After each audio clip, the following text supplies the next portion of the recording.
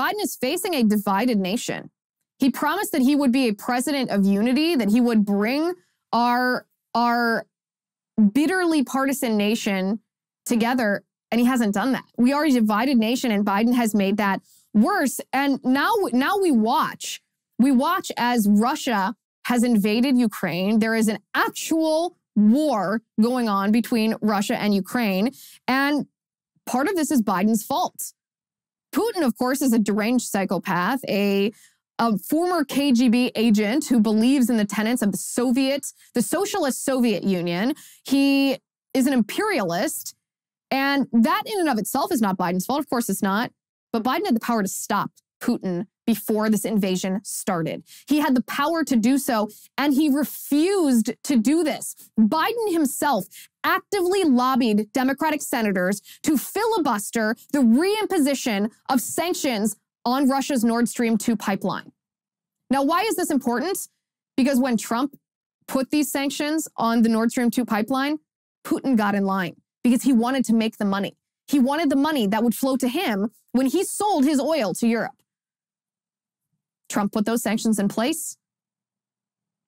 Biden lobbied against them. It emboldened Putin. It allowed Putin, enabled him to do what he's doing. In fact, what's even worse than that, what's even worse than allowing us to get to this lose-lose situation, because that's what we're in right now. Either it's a losing proposition to send American troops to fight this war, or it's a losing proposition to watch Russia take over the Ukraine, watch a socialist empire expand itself.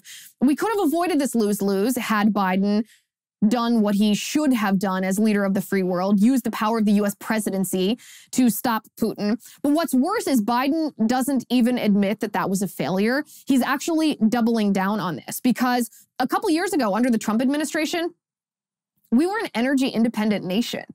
We were not relying on foreign oil. But as soon as Biden took office a year ago, what did he do? He made us energy dependent. He canceled the pipelines.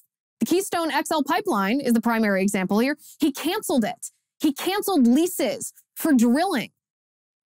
He made us dependent on foreign oil. I mean, he gave up 2 billion barrels of oil a day by canceling these pipelines and federal leases.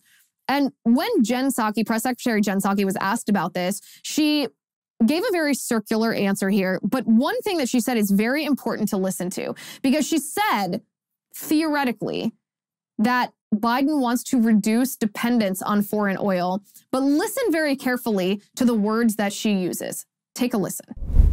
On oil leases, what this actually justifies, in President Biden's view, is the fact that we need to reduce our dependence on foreign oil, on oil in general, and we need to look at other ways of having energy in our country and others. One of the interesting things, George, we've seen over the last week or so is that a number of European countries are recognizing they need to reduce their own reliance on Russian oil.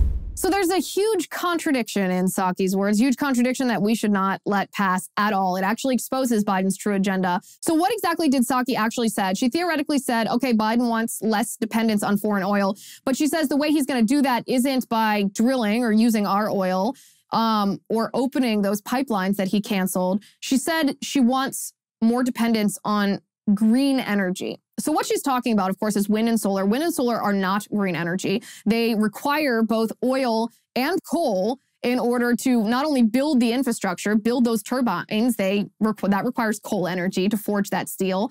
You also require oil if you rely on wind and solar, because when it's not sunny and it's not windy, well, what are you going to use to power your nation? Oil, that's what you're going to use. And in the case of the Biden administration, they are requiring us to rely on Putin's oil, on Russian oil. This is a travesty.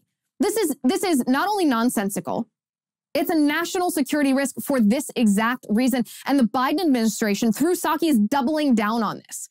They're actually okay with this because you can't take a position advocating for green energy, meaning wind and solar, ignoring nuclear energy, by the way, which the Biden administration does. They're not interested in nuclear energy, which is the actual solution to sustainable energy. That's a workable solution, unlike wind and solar. But you don't advocate for more green energy, ignore nuclear, and pretend like you won't also be dependent on Russian oil.